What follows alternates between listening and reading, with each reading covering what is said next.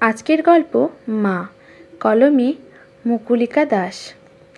তুলাই বলটা নিয়ে আপন মনে খেলছে, আর চিৎকার করছে না, কাঁদছে না। কাঁদবে কেন? মা যে সাতক আছে। নীলিমা ওর দিকে তাকিয়ে থাকে অনেকক্ষণ, অনেকটা সময়। কি সুন্দর তুলাইকে দেখতে, চোখ দুটো একদম ওর বাবার মতো, গালগুলো কি সুন্দর ফর্সা আর লাল, তবে হাসিটা একদম নীলিমার মতো। নীলিমার হাসিটা এত সাধারণ, এত সাবলীল যে শত ভিড়ের মাঝেও আলাদা করে তার নজর কাড়ে। নীলিমার এই হাসিতেই পাগল হয়েছিল অতনু। অথচ আজ আপনি নীলিমা সরকার? চমকে ওঠে নীলিমা। বয়স্ক মতন এক লোক, এই প্রতিষ্ঠানের প্রধান মনে হয়। বলছি মা, তুমি? আমি নীলিমা। ও বুঝি নয়ন। খুব মিষ্টি দেখতে। ওর বাবা আসেনি? কি বলবে নীলিমা, ওর বাবা তো আসেনি। কেন আসেনি? কি জানাবে?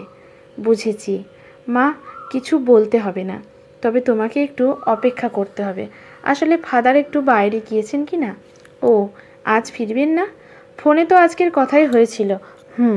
কিন্তু একটা বাচ্চার কেস চলে এসেছে হঠাৎ, তাই সকাল সকাল বেরিয়ে গিয়েছেন। তবে বিকেলের আগেই ফিরবেন, আইনি কাজগুলো সেরেই। তোমাকে ঘন্টা দুয়েক বসতে হবে। বেশ, আমি আছি। একটা কথা বলবো মা? বলুন। এই ধরনের বাচ্চারা খুব সেনসিটিভ হয়, অল্পতেই খুশি আবার অল্পতেই রাগ। এদের সামলানো খুব মুশকিল। বলছি, হঠাৎ করে নয়ন পারবে তো? কি কি করব ফাদার, আমার যে আর উপায় নেই। বুঝি মা, মেয়েদের সংসারই আগে। তবে তুমি কিন্তু এখন একজন মাও, পারবে থাকতে? পারবো। বেশ, পারলেই ভালো। বসো তুমি, আমি তোমাদের লাঞ্চটা একটু দেখছি। নীলিমার এই পারবো কথাটাতে খুব অবিশ্বাস আজ। পারবো বললেই কি পারা যায়? নীলিমার খুব কষ্ট হচ্ছে। তুলাইয়ের মুখটা এত মায়াবী, একদম অতনুর মতন।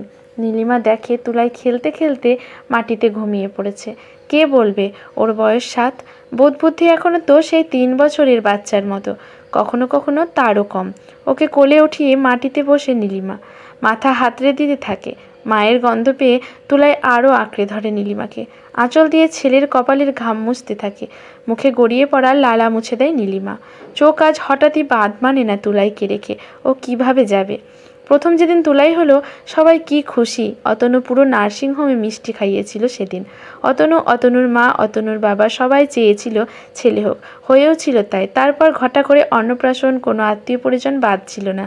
আহা নীলিমা, কি হয়েছে রে তোর ছেলেটার দেখতে? একদম রাজপুত্র। এই আনন্দে নজর দিবি না ছেলের ওপর একদম, বলে দিচ্ছি। আমার নাতি কিন্তু। আহা গো দিদি, নজর কোথায় দিলাম? অমন ছেলে দেখলে মুখ দিয়ে আপনা থেকেই বেরিয়ে আসে গো। সেই তুলাই ধীরে ধীরে বড় হয়, চিৎকার দুষ্টুমিতে বাড়ি মাতিয়ে রাখে, অথচ ওর বুদ্ধি বাড়ে না। 3 বছরের একটা বাচ্চা, অথচ হাজার বোঝালেও বোঝে না বাড়ির বাইরে বেরোতে হয় না, যেটা সেটা মুখে দিতে নেই। ছাদে উঠলে ধাক্কা দিয়ে দেয় ঠাকুমাকে। কি দোষী ছেলে গো তোমার বৌমা, হারমাস জ্বালিয়ে খেলো। এখনো তো ছোট মা, কি আর ছোট গা, এমন বুদ্ধি তো নয়, শয়তানি বুদ্ধি 16 আনা। নীলিমা ভাবে ও বড় হলে ঠিক হয়ে যাবে, কিন্তু বড় হতে হতে কিছুই পাল্টায় না। সেই একই পরিস্থিতি, বরং দুষ্টুমি আরও বাড়ে। স্কুলে ভর্তি করানো হয়, কিন্তু রোজ রোজ কমপ্লেন, হঠাৎ রেগে যাওয়া, যাকে তাকে ধরে মারা, এমনকি টিচারদেরও ছাড়ে না। অবশেষে স্কুল থেকেও ছাড়ান। আমি তো বুঝতে পারছি না তুলা এমন কেন করছে। তুমি কি ওকে সামলে রাখতে পারো না? আমি থাকলে তো কিচ্ছু করে না গো, শান্ত হয়েই থাকে। অন্যদের কাছে গেলে যে কি হয়। 5 বছরের একটা বাচ্চা, অথচ তার বুদ্ধি দেখো, কিছুই মনে রাখতে পারে না ঠিকঠাক। কার সাথে কি কথা বলতে হয় জানে না, যখন তখন রেগে যায়। এসব কি? আমার তো চিন্তা হচ্ছে, এভাবে ছেলেকে মানুষ করব কি করে। একবার ডাক্তার দেখাই না তুলাইকে। অনেক সময় বুদ্ধি দেরি করে হয়, কিন্তু কিছু বাচ্চার ডাক্তার না দেখালে। অবশেষে ডাক্তার জানান দেয় অটিজম। তবে আপনারা লাকি যে আপনার বাচ্চা ঠিকঠাক চলতে ফিরতে পারে। অনেক বাচ্চাদের ক্ষেত্রে এটাও পসিবল হয় না। এই ধরনের বাচ্চারা স্বাভাবিক বাচ্চাদের মতন নয়। তাদের বোধ বুদ্ধি দেরি করে হলেও তাদের আবেগটা কিন্তু স্বাভাবিক মানুষের চেয়ে বেশি। তাই ওকে অন্যভাবে একটু আলাদা যত্নে বড় করতে হবে, অনেকটা আদর আর সময় দিয়ে। যদি সঠিক পরিচর্যা পায়, একদিন অনেকটাই স্বাভাবিক হয়ে উঠবে ও। বাড়ি ফিরে সেদিন ছিল খাঁ খাঁ শূন্যতা। হায় রে, আমার কি সর্বনেশ হলো রে। শেষ পর্যন্ত এমন ছেলে পেটে ধরলি হতভাগী। আমার অতনুর কি হবে গা, হায় ভগবান। নীলি, তুমি নয়নকে ঘুম পড়িয়ে দাও, যাও। সেই রাতে তুলাইকে ধরে যে কত কেঁদেছে নীলিমা, তা যদি অতনু দেখত। সারা রাত বাড়ির বাইরে ছিল অতনু, এমনটা আগে কখনো করেনি। এই অতনুকে কত বছর চেনে নীলিমা, কলেজের প্রেমে গড়িয়ে বিয়ে অবধি। যদিও অতনুর মা বাবা আরও সুন্দর মেয়ে চেয়েছিলেন, তবুও নীলিমার সেই হাসি অতনুকে বাধ্য করেছিল সারা জীবনের মতন করে নেওয়ার জন্য। আজ সেই অতনু এক ধাক্কায় অনেকটা দূরে সরে গিয়েছে। মাঝরাতে যখন বাড়ি ফিরল অতনু, গা দিয়ে ভক ভক করে মদের গন্ধ। অতনু জানে এটা তার ভুল নয়, নীলিমারও নয়, তবুও কোত্থেকে না কোথাও তাদেরই যেন হার। তারপর ধীরে ধীরে তুলাইয়ের ভালোবাসা কমতে লাগলো সংসারে। এখন আর কেউ ওর খাওয়া ঘুমানোর খোঁজ নেয় না। ওর চিৎকার অসহ্য হলে মেরেও দেয় 2-3টে। নীলিমা অফিসে গেলে ওকে দরজা বন্ধ করে রেখে দেয়, অন্ধকার ঘরে ভয় দেখিয়ে চুপ করিয়ে রাখা হয়। ধীরে ধীরে তুলাই আরও খারাপের দিকে যেতে লাগলো। খেলাধুলো কিচ্ছু করে না, খায় না, শুধু জিনিসপত্র ভেঙে চিৎকার করতে থাকে। বৌমা, এমন পাগল ছেলে থাকলে ঘরে কেউ কেমনে থাকে গা? ও ছেলের আশা ছেড়ে দাও। মা, কি বলছেন আপনি এসব? আহা, সাধে কি বলছি, কিন্তু ওর কি আশা আছে বলো? তার চেয়ে আরেকটা বাচ্চা নিয়ে কথা ভাবো দেখিনি। আর হ্যাঁ, একবার পরীক্ষা করে তবে বাচ্চা নেবা। আপনি কি বলছেন আপনি জানেন? এমন নির্দয় হলেন কবে থেকে? আহ মলো যা, অমন পাগল নাতি দেখলে কার মাথায় বা ঠিক থাকে? আমার অতনু তো সুস্থ সবল, তোমারই কোনো গলদ বৌমা। আমার তুলাই পাগল না, ও এই বাড়িরই ছেলে, আমি ওর মা, ওকে ফেলে দেবো কি করে? আপনি পারতেন? বালাই ষাট, 3টে বাচ্চার মা গো আমি। তোমার মতন বয়সে তুলাই আমার আঁচল ধরে আকুলে যায়। তোমার মতো হাতের ঘর থেকে তো আর আমি আসিনি গা। তোমার গলদেই আজ আমার সংসার, অতনু সব ছাড়খাড় হয়ে যাচ্ছে। পারো তো ওই বাচ্চাকে বিদেয় দাও আর নতুন করে ভাবো। আর যদি ওই বাচ্চা নিয়ে অফিসে ছেড়ে সারাদিন আদিক্ষেতা করে মরতেই হয়, তো অন্য জায়গায় গিয়ে মরগে যাও, নেহাত ভালো মানুষ দেখে, নয়তো ঘাড় ধাক্কা দিয়ে বার করে দিতাম। মরণ বুড়ো দামড়া ছেলে, আবার ঘুম পাড়াতে হয়, গা জ্বলে যায়। নীলিমা কি বলবে জানে না। যে সংসারে 8 বছর ধরে আছে, সেই সংসার থেকে এটাই প্রাপ্য ছিল। নয়নের নিষ্পাপ চোখটা কি ওরা দেখে না? ওর ঠাম্মা ঠাম্মা ডাকে কি ওদের মন গলে না? এত পাথুরে মানুষ হয়, সবটাই বুঝি স্বার্থ। তুলাই আর 5টা ছেলের মতো পড়াশোনা করবে না, অফিস যাবে না, ফার্স্ট হওয়ার প্রতিযোগিতায় নামবে না, বাবা মা বড় করে বলতে পারবে না যে আমার ছেলে ডাক্তার বা অফিসার কোনো অফিসে। তাই বলে কি নয়নের কোনো দাম থাকবে না? নাম কিনবে, তাই দিয়ে কি সন্তানের দাম বিচার হয়?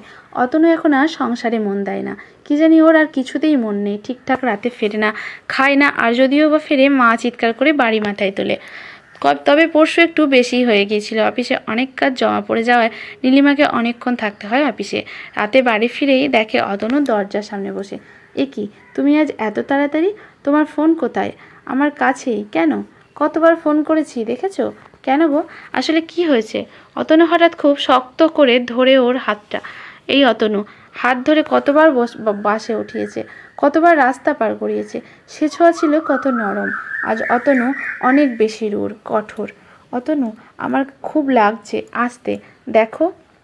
নীলিমা দেখে মা বিছানায় শোয়া, হাতে ব্যান্ডেজ। এ কি, কি হয়েছে মা? থাক, আর আদিক্ষেতা করে ঘুম ভাঙাতে হবে না। তোমার গুণধর ছেলে আজ মাকে প্রায় মেরেই ফেলেছিল। ধাক্কা দিয়েছে সিঁড়ি দিয়ে, হাতের ওপর দিয়ে গিয়েছে দেখে রক্ষা। যদি মাথা ফেটে যেত? তুলাই ছাদে তো যায় না, ও কিভাবে? আমি এভাবে পারছি না নীলি, এবার একটা সিদ্ধান্ত নিতেই হবে। তুমি তো জানোই তুলাই, এই নাও একটা স্বেচ্ছাসেবী সংস্থার ঠিকানা, একটা মিশন এরা চালায়। ওখানকার ফাদাররা এমন বাচ্চাদের দেখাশোনা করে এবং সবই ভালো। মানে এসব কি বলছো তুমি অতনু? তুলাই ওখানে থাকবে? না না অতনু, এমন বলো না। ও যে আমাকে ছাড়া ঘুমোতে অবধি পারে না, ভাতটাও মেখে খাইয়ে দিতে হয়। দেখো না কেমন অশান্ত হয়ে যায় আমাকে ছাড়া। কেমন করে থাকবে গো? স্নান করে চুল আঁচড়ে দিতে হয় এখনও। খাতায় আমাকে ছাড়া আঁকিবুকি পর্যন্ত করে না। কেমন করে ওকে ফেলে আসবো গো? আমি পারবো না, পারবো না। তবে আমাকে কি করতে বলো? আমি কি মা? কে ফেলে আসবো? দুজনকে একসাথে ঘরে রেখে যাওয়া। আমি থাকি ঘরে, মাকে কিচ্ছু করতে হবে না, আমি দেখভাল করব। দেখো, কাউকে জ্বালাবো না, কিচ্ছুটি করবে না। ওকে নিয়ে আমি ছাদের ঘরটায় থাকবো, নিচে অবধি নামতে দেব না। এটা কোনো সমাধান না নীলি। তাকিয়ে দেখছো নিজের দিকে? এভাবে চলতে থাকলে আমরা আমাদের মতন করে কবে গুছিয়ে নিতে পারবো বলো তো? ও তোমার ছেলে নয়? কেমন করে তুমি এমন বলতে পারলে বলো? বলো আমাকে। তোমাকে বাবা করে জড়িয়ে ধরে তোমার বুকে কি একটুও মায়া হয় না? আমি কি পাথরের? আমার কি কষ্ট নেই? কিন্তু আমাদের মতন স্বাভাবিক মানুষেরা ওকে কষ্ট ছাড়া কিচ্ছু দিতে পারবো না। সেদিন রাগের মাথায় যখন হাত তুললাম, তুমি জানো না আমি কত কষ্ট পেয়েছি। বুঝে গিয়েছি অতনু। মাঝে মাঝে ভাবি অস্বাভাবিক ও না আমরা। নিজেকে আর কোনোদিন বাবা বলে পরিচয় দেবে না। মনে মনে একটু লজ্জিত হও। নীলি, তোমার পা ধরে এইটুকু চাইলাম। ঘরের ছেলে, ঘর ছাড়া করে সুখী তোমরা, তাই না? বেশ, তাই হবে। তুলাই থাকবে না আর কোনোদিন আসবে না, কোনো দিন না। সেদিন অতনু শুধু মায়ের ভাঙা হাতটাই দেখেছিল। ওর চোখে পড়েনি তুলাইয়ের পিঠে কালশিটে দাগগুলো। অন্ধকার ঘরে আটকে থেকে জ্বরে ভোগা ছেলেটাকে কোলেও তুলে নেয়নি নীলিমা ছাড়া কেউ। নীলিমা সরকার। ফাদার আসুন। ফাদার জোসেফ এসে গিয়েছেন। কিছু ফর্মালিটি রয়েছে, ওসব পূরণ করতে হবে।